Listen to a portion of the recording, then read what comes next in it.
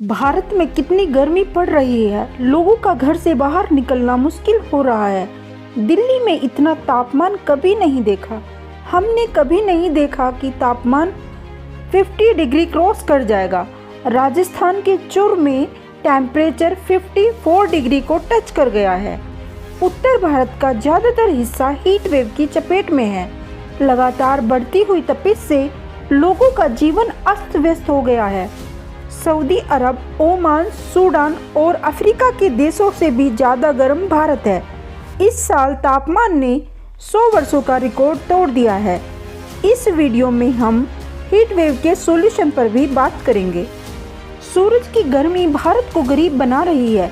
आज भी भारत का 75 पॉपुलेशन यानी कि 4 में से 3 लोग फिजिकल रिलेटेड काम करते हैं, जैसे खेती करना, बिल्डिंग बनाना, सड़कों के किनारे रेहड़ी लगाने वाले लोग। लेकिन इतनी गर्मी में ये काम करते हैं। ऐसे ही अनऑर्गेनाइज्ड सिस्टम पर भारत निर्भर है, जो हमारी जीडीपी का 1/3 कंट्रीब्यूशन करता है। इतनी गर्मी की वजह से प्रोडक्टिविटी कम हो रही है। गर्मी की वजह से डिहाइड्रेशन होता है, जल्दी थकान महसूस होती है। इतनी गर्मी की वजह से भारत काम नहीं कर पाएगा तो आगे कैसे बढ़ पाएगा।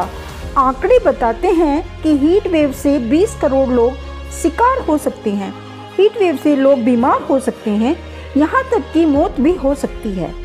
अगर हीट वेव से होने वाले नुकसान को हम बचा पाएँ और वो सारा पैसा एजुकेशन सिस्टम पर लगा पाएँ तो हमारा एजुकेशन बजट डबल हो सकता है। अब एनवायरनमेंट हमारी प्रायोरिटी बने तो बात बने। ये हम सभी की इंडिविजुअल जिम्मेदारी बनती है कि हम अपने पर्यावरण को कैसे बचाएं। हम 2047 तक डेवलप होने की बात करते हैं, वो सिर्फ हमारे सपने ही बनकर ना रह जाएं। क्लाइमेट चेंज एक रियलिटी है। ग्लोबल वार्मिंग की वजह से हमारी पृथ्वी गर्म हो रही है।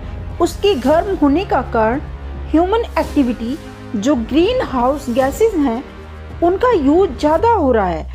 ग्रीन हाउस गैसेज जैसे गाड़ी चलाना, एसी चलाना, फ्रिज, इंडस्ट्री, कोयला प्रोडक्शन और सीमेंट का प्रोडक्शन हो, सभी गैसेज ग्रीन हाउस गैसेज हैं। ये सभी एटमॉस्फेयर में जाकर एक्यूमुलेट हो जाती हैं। पृथ्वी दिन में सूर्य की किरणों से गर्म हो रही है और रात को पृथ्वी अपनी गर्मी को रिलीज करती है। क्योंकि ग्रीन हाउस गैसेज इंक्रीज होती जा रही हैं, तो ग्रीन हाउस गैसेज पृथ्वी की हीट को बाहर नहीं जाने देती, घेरा बनाकर हमारे ही एटमॉस्फेयर में रोक लेती हैं और वो जो हीट है वो ट्रैप हो जाती है और एटमॉस्फेयर में गोल गोल घूमती रहती है। और अगर ये हीट ऐसे ही घूमती रहेगी तो पृथ्वी का टेम्परेचर बढ़ता रहेगा। इसको ग्लोबल वार्मिंग कहते हैं। इसी से हीट वेव बनती है। हीट वेव होती क्या है? A heat wave is a period of abnormal high temperature more than the normal maximum temperature that occur during the summer season in northern western part of India.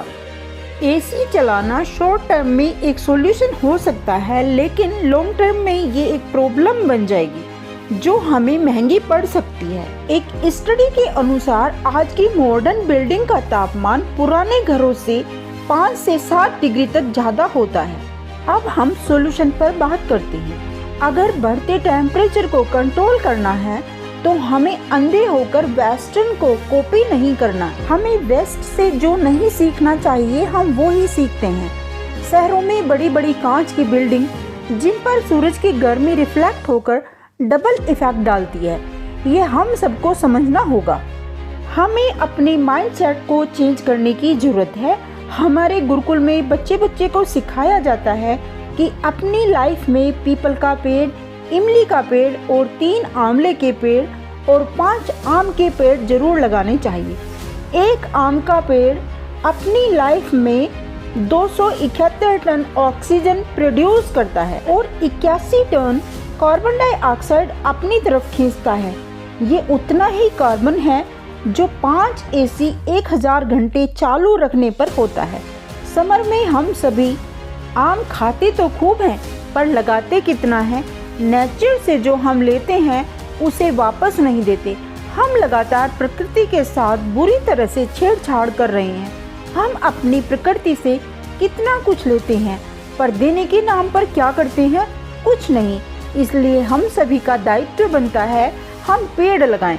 जब हमारे पास AC, cooler, पंखे नहीं थे तब भी इमारतें ठंडी रखी जाती थी, लेकिन तब इमारतें इस तरह डिजाइन की जाती थी कि उनमें वेंटिलेशन की पूरी सुविधा होती थी, यानी हवा के आने और जाने का ध्यान में रखकर ही इमारतों को बनाया जाता था। अमेरिका के सैन फ्रांसिस्को में कैलिफोर्निया एकेडमी साइंस की इस बिल्डिंग को देखिए। पूरी छत पर हरियाली है जो बिल्डिंग के तापमान को कंट्रोल में रखती है। छत पर खिड़कियां खुली हैं जहां से ठंडी हवा अंदर तक जाती है। जोरदार गर्मियों में भी यहां बिना एसी के गुजारा हो जाता है। इमारतों को इस तरह डिजाइन करने पर अब इंजीनियर्स काम कर रहे हैं, लेकिन ऐसे तरीके घरों, स्कूलों और छोटे दफ्तरों में तो काम करेंगे, लेकिन जिन बिल्डिंगों में ज़्यादा मशीनें होंगी वहाँ ये पूरी तरह कारगर नहीं है। जैसे अस्पतालों में मरीज और मशीनों को एक तय तापमान चाहिए, वहाँ एसी की ज़रूरत तो होगी ही। फिर भी बिल्डिंग के क्रिएटिव डिज़ाइन से एसी का यूज काफ़ी हद तक कम हो सकता है। वाष्पीकरण या इवेपोरेशन चीज़ों को ठंडा रखने का नेचुरल प्रोसेस है। जैसे गर्मी में शरीर से निकलने वाला पसीना शरीर को ठंडा रख सकता है, ठीक इसी प्रकार स्पेन के कई इलाकों में मिट्टी के बड़े बड़े मटकों में पानी भरकर रखा जाता है। मटके की मिट्टी पानी सोखने के बाद मटके का पानी ठंडा रहता है।